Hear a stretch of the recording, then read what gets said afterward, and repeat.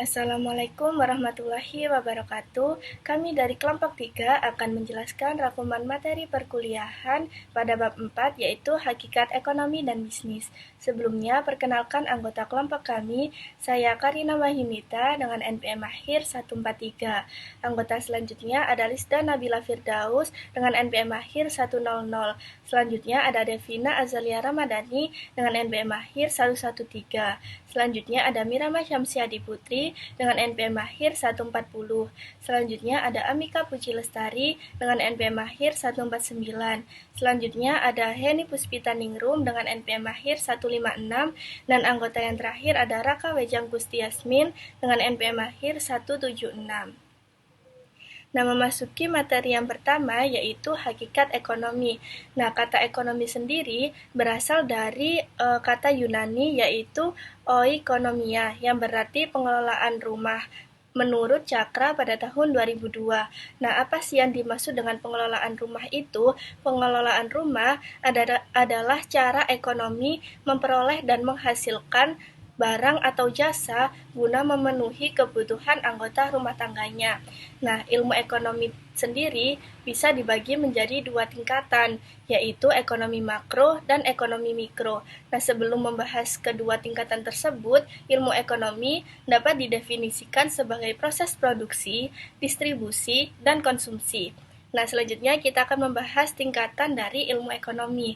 Yang pertama yaitu tingkatan ilmu ekonomi makro.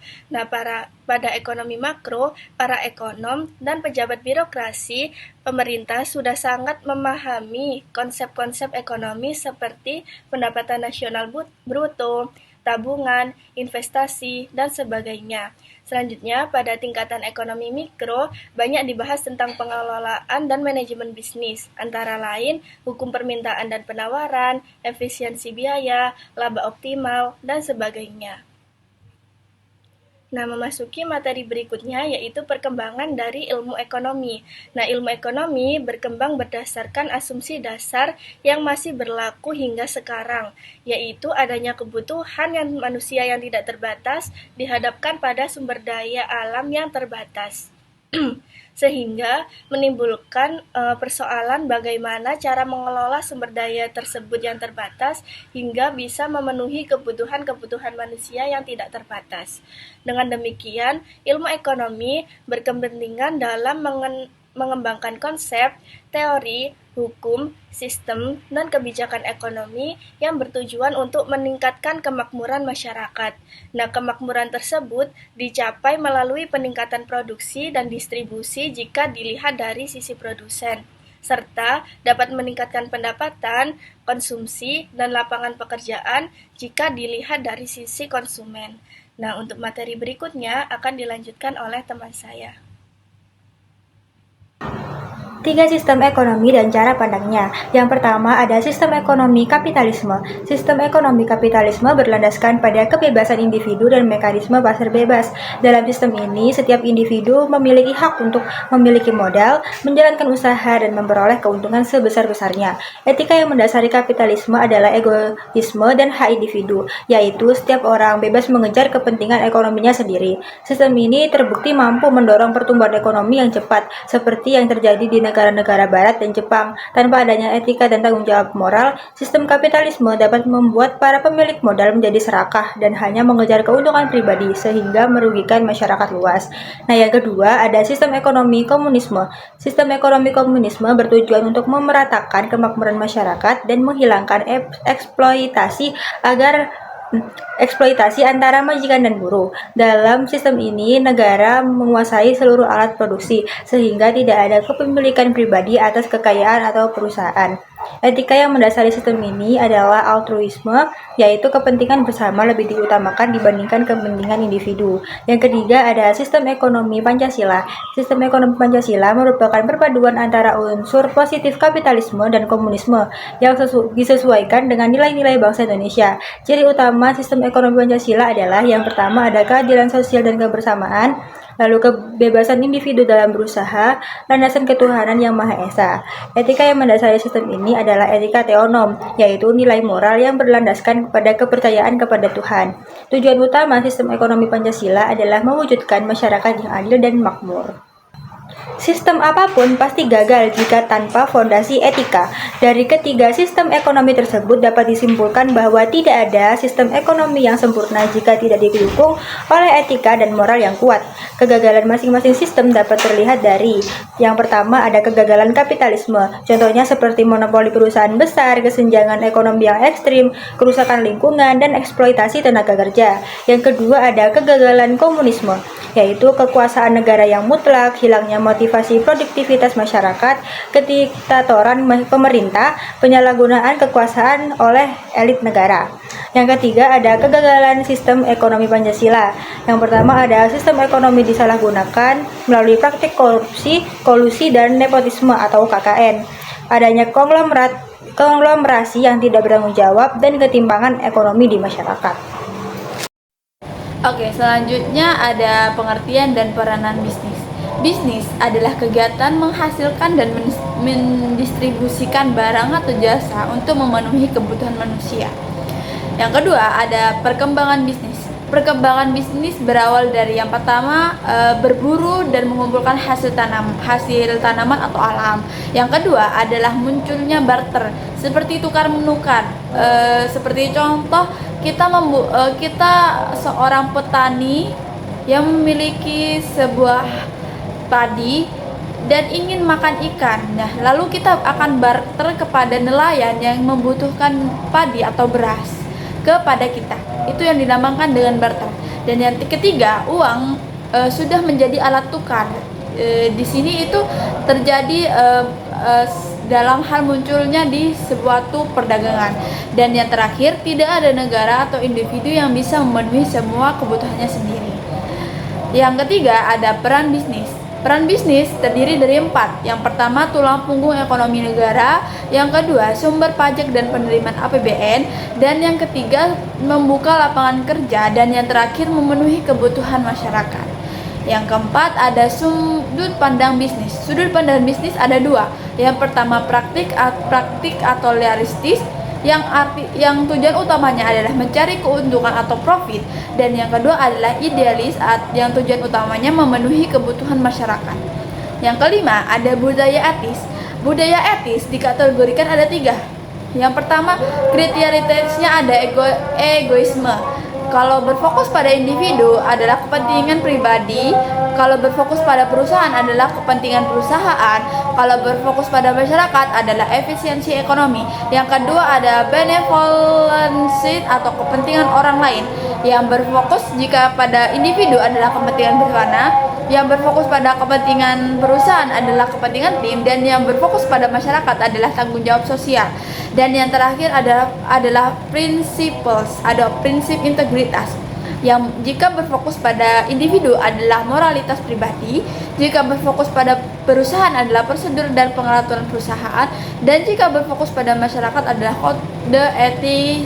kode etik dan hukum. Selanjutnya, 5 dimensi bisnis.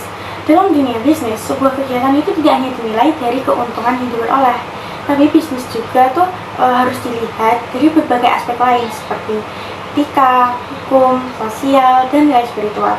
Nah, oleh karena itu, kegiatan bisnis itu dapat dipahami melalui 5 dimensi bisnis, yaitu dimensi ekonomi, etika, hukum, sosial, dan spiritual.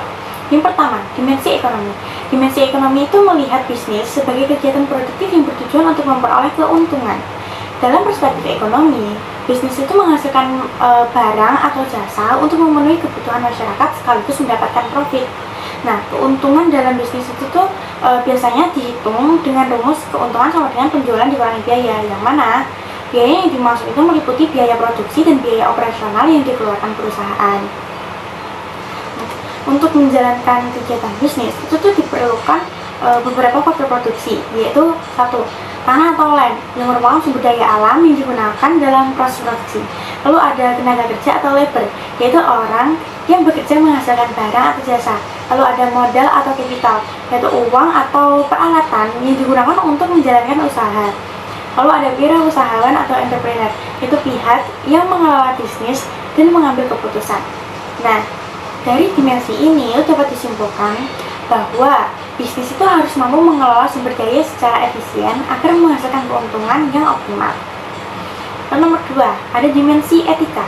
Dimensi etika ini tuh membahas apakah suatu kegiatan bisnis itu dilakukan secara benar atau tidak secara moral. Nah, walaupun suatu bisnis itu menghasilkan keuntungan, itu belum tentu kegiatan tersebut dapat dianggap etis. Nah, oleh karena itu, etika ini tuh digunakan untuk menilai apakah tindakan bisnis tersebut baik atau buruk. Dalam penilaian etika, itu terdapat beberapa pendekatan, yaitu yang pertama egoisme. Suatu tindakan itu akan dianggap benar jika menguntungkan diri sendiri atau perusahaan. Ada juga utilitarianisme, itu suatu tindakan dianggap benar jika memberikan manfaat terbesar bagi banyak orang, bukan hanya bagi perusahaan. Nah, lalu ada pandangan spiritual atau transendental. Suatu tindakan itu dianggap etis jika memberikan manfaat bagi individu, masyarakat, dan sesuai dengan nilai moral atau ajaran agama. Nah, karena itu, dalam dimensi etika bisnis itu harus dilakukan secara adil, jujur, dan tidak merugikan masyarakat maupun lingkungan. Nah, yang ketiga, ada dimensi hukum. Dimensi hukum ini berkaitan dengan peraturan yang mengatur kegiatan bisnis dalam suatu negara. Nah, hukum ini tuh berfungsi untuk mengatur perilaku manusia dalam masyarakat, termasuk dalam aktivitas bisnis. Nah, oleh karena itu, perusahaan itu harus menjalankan usahanya sesuai dengan hukum yang berlaku. Jika terjadi pelanggaran hukum, maka perusahaan itu dapat dikenai sanksi seperti denda atau ganti rugi atau bahkan hukuman pidana atau penjara. Dalam hukum itu terdapat dua pandangan mengenai perusahaan, yaitu yang pertama, legal creator. Nah, maksudnya tuh perusahaan dianggap dibentuk oleh negara sebagai badan hukum, sehingga keberadaannya tuh diatur oleh hukum negara. Lalu yang kedua ada legal recognition. Itu perusahaan didirikan oleh individu atau kelompok, kemudian diakui secara resmi oleh negara. Yang mana dengan demikian, dimensi hukum itu menekankan bahwa kegiatan bisnis itu harus mematuhi aturan hukum agar tercipta ketertiban dan keadilan dalam dunia usaha. Ini yang keempat, ada dimensi sosial. Nah, dimensi sosial ini tuh melihat perusahaan sebagai sistem terbuka yang berhubungan dengan banyak pihak, di mana perusahaan itu tidak berdiri sendiri, tetapi berinteraksi dengan berbagai elemen dalam masyarakat. Nah, elemen-elemen dalam perusahaan itu saling terhubung, saling berinteraksi, dan saling bergabung satu sama lain. Keberadaan perusahaan dipengaruhi oleh dua faktor utama, yaitu satu, faktor internal. Mana faktor internal ini itu yang berasal dari dalam perusahaan itu sendiri, seperti sumber daya manusia, seperti karyawan, manajer, eksekutif, dan ada sumber daya manusia seperti uang, mesin, bangunan, dan peralatan. Yang nomor dua ada faktor eksternal. Nah, faktor eksternal ini itu merupakan faktor yang berasal dari luar perusahaan, seperti pemasok, pelanggan, investor, pemerintah, masyarakat, dan lingkungan alam.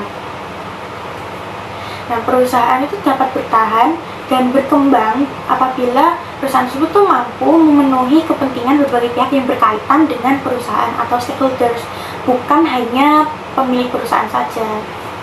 Jadi tujuan utama perusahaan dalam dimensi sosial ini adalah menghasilkan barang dan jasa yang dibutuhkan masyarakat serta memberikan manfaat bagi lingkungan sosial.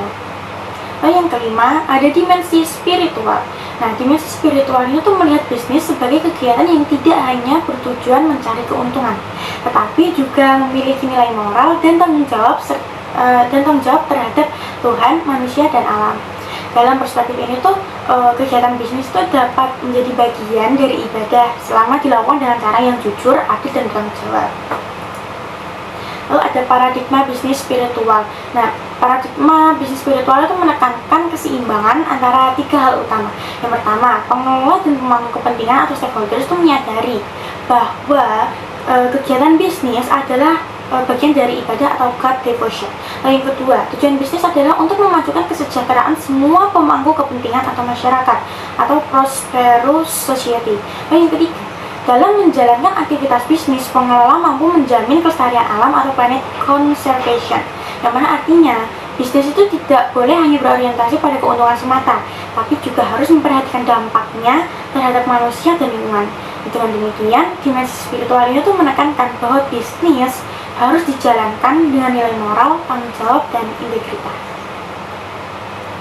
Selanjutnya, kita akan membahas mengenai pendekatan pemangku kepentingan atau stakeholder. Dalam mengelola perusahaan, manajemen tidak hanya bertanggung jawab kepada pemilik perusahaan saja, tetapi ke berbagai pihak yang memiliki kepentingan terhadap perusahaan itu. Pihak-pihak inilah yang disebut sebagai stakeholder. Stakeholder adalah semua pihak yang memengaruhi maupun dipengaruhi oleh aktivitas perusahaan. Oleh karena itu, dalam membuat keputusan, sebaiknya manajemen mempertimbangkan dari adanya semua pihak. Nah, ada pun beberapa teori pemangku kepentingan menurut Schroeder tahun 1998 yang dapat digunakan suatu perusahaan atau manajemen dalam mengelola perusahaan. Yang pertama ada teori kepemilikan atau proprietary theory. Teori ini memandang bahwa perusahaan hanya berfokus pada kepentingan pemilik atau pemegang modal saja atau yang memberikan modal. Lalu yang kedua ada teori entitas atau entity theory, yang dimana teori ini perusahaan itu menganggap adalah sebagai entitas yang terpisah dari pemiliknya. Artinya, perusahaan memiliki tanggung jawab tersendiri terhadap berbagai pihak yang terkait. Dan yang ketiga ada teori dana. Teori ini melihat perusahaan sebagai kumpulan dana yang digunakan untuk mencapai tujuan perusahaan yang dimana dikelola dengan baik. Lalu yang keempat ada teori komando atau command theory, yang dimana teori ini tuh menekankan bahwa pengelolaan perusahaan itu berada pada pihak yang memiliki kekuasaan atau otoritas dalam suatu perusahaan itu atau organisasi. Lalu yang kelima ada teori perusahaan atau enterprise theory. Teori ini menekankan bahwa perusahaan tidak hanya bertanggung jawab kepada pemilik, tetapi juga kepada masyarakat luas. Ini berbeda dengan teori kepemilikan yang pertama tadi. Yang pertama tadi kan untuk kepentingan pemilik saja, sedangkan yang teori perusahaan ini juga dengan kepentingan masyarakat luas.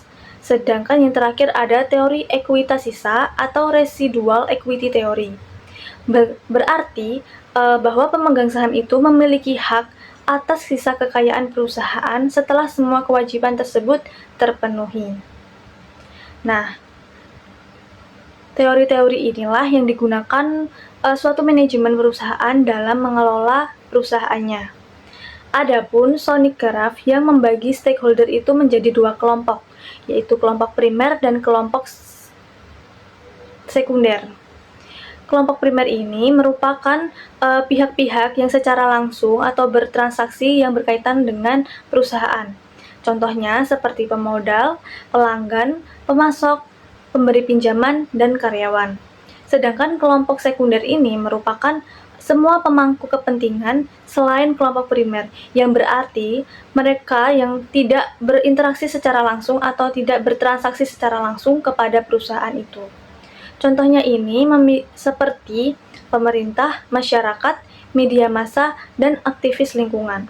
Keberadaan kelompok sekunder ini memiliki pengaruh yang besar kepada keberadaan perusahaan karena mereka memiliki interest atau kepentingan dan power berdasarkan kegiatan yang dilakukan perusahaan itu. Nah, selanjutnya kita akan membahas mengenai hubungan tingkat kesadaran, teori etika, dan paradigma pengelolaan. Yang pertama ada tingkat kesadaran hewani. Nah, pada tingkat ini pengambilan keputusan itu biasanya didasarkan pada kepentingan diri sendiri, yang mana kesadaran ini berkaitan dengan teori egoisme dan teori hak. Sasaran dari tingkat kesadaran ini adalah untuk memperoleh kekayaan dan keuntungan sebesar-besarnya, terutama bagi pemilik atau pemegang saham. Lalu yang kedua ada tingkat kesadaran manusiawi. Nah, pada teori tingkat kedua ini lebih mempertimbangkan nilai-nilai etika yang lebih luas. Nah, di mana teori yang digunakan itu teori utilitarianisme, yaitu tindakan yang memberikan manfaat yang terbesar bagi banyak orang. Lalu yang kedua ada teori keadilan, ketiga ada teori kewajiban atau deontologi, serta teori keutamaan. Nah, kita bisa tahu bahwa teori-teori tadi berarti mengutamakan juga kepentingan masyarakat lainnya. Nah, paradigma yang digunakan dalam tingkat kesadaran manusiawi ini adalah paradigma ekuitas dan paradigma perusahaan. Nah, sasarannya itu adalah tidak hanya mencari keuntungan, tetapi juga memperhatikan kepentingan investor, kreditor, dan stakeholder lainnya, bahkan hingga ke kesejahteraan masyarakat secara luas. Dan terakhir ada tingkat kesadaran transendental. Pada tingkat ini, perusahaan dipandang memiliki tanggung jawab yang lebih tinggi, moral yang lebih tinggi, tidak hanya kepada manusia, tetapi memiliki nilai-nilai spiritual, yang mana teori etika yang berkaitan itu adalah teori teonom, yang dimana paradigma yang muncul merupakan perusahaan tercerahkan atau enlightened company. Dalam paradigma ini, tujuan perusahaan bukan hanya keuntungan, tetapi juga pengabdian kepada Tuhan melalui kontribusi terhadap kesejahteraan bersama dan menjaga kelestarian lingkungan. Nah, melalui kesadaran yang terakhir ini kita bisa tahu bahwa apabila memiliki kesadaran ini, perusahaan akan memiliki pengelolaan yang lebih baik karena mereka lebih selain mencari keuntungan juga memikirkan nilai-nilai spiritual yang mana mengabdikan dirinya kepada Tuhan juga. Untuk materi selanjutnya akan dijelaskan oleh rekan saya. Selanjutnya ada analisis pemangku kepentingan atau stakeholder. Keputusan perusahaan sebaiknya diambil dengan mempertimbangkan kepentingan para pemangku kepentingan atau stakeholder, yaitu memberikan manfaat terbesar, meminimalkan kerugian, memperhatikan kekuatan stakeholder, dan keputusan yang diambil sebaiknya tidak bertentangan dengan kepentingan dan kekuasaan stakeholder yang memiliki pengaruh besar terhadap perusahaan. Selanjutnya ada pengertian dan fungsi CSR. CSR atau Corporate Social Responsibility adalah komitmen perusahaan untuk menjalankan bisnis secara etis dengan memperhatikan aspek ekonomi, sosial, dan lingkungan. Yang pertama ada fungsi ekonomis, yakni menjamin keberlangsungan usaha melalui perolehan keuntungan. Selanjutnya ada fungsi sosial, yakni memperhatikan kepentingan dan kesejahteraan stakeholder. Yang terakhir ada fungsi alamiah, yakni menjaga kelestarian lingkungan sebagai bagian dari sistem kehidupan. Selanjutnya ada tingkat keterlibatan dan prinsip CSR. Tingkat keterlibatan perusahaan dalam CSR itu mencerminkan seberapa besar kesadaran perusahaan terhadap dampak sosial dan lingkungan dari aktivitas bisnisnya. Ada dua prinsip fondasi CSR yang perlu kita ketahui. Yang pertama ada prinsip amal, yang dimana perusahaan secara sukarela memberikan bantuan kepada masyarakat yang membutuhkan, seperti mendirikan yayasan atau membantu korban bencana alam. Untuk yang kedua ada prinsip pelayanan. Jadi di sini tuh perusahaan itu dilihat sebagai agen publik yang harus mempertimbangkan kepentingan semua stakeholders, bukan hanya pemegang saham saja. CSR di sini itu menjadi bagian dari strategi bisnis jangka panjang. Selanjutnya saya akan menjelaskan tentang pro dan kontra terhadap CSR. Dari sisi kontra terlebih dahulu, itu ada beberapa pihak berpendapat bahwa fokus utama perusahaan itu adalah mencari keuntungan. Selain itu, kegiatan sosial itu dianggap bisa mengganggu fokus manajemen, membutuhkan biaya tambahan, dan tidak semua perusahaan itu memiliki sumber daya manusia yang cukup untuk menjalankan program CSR.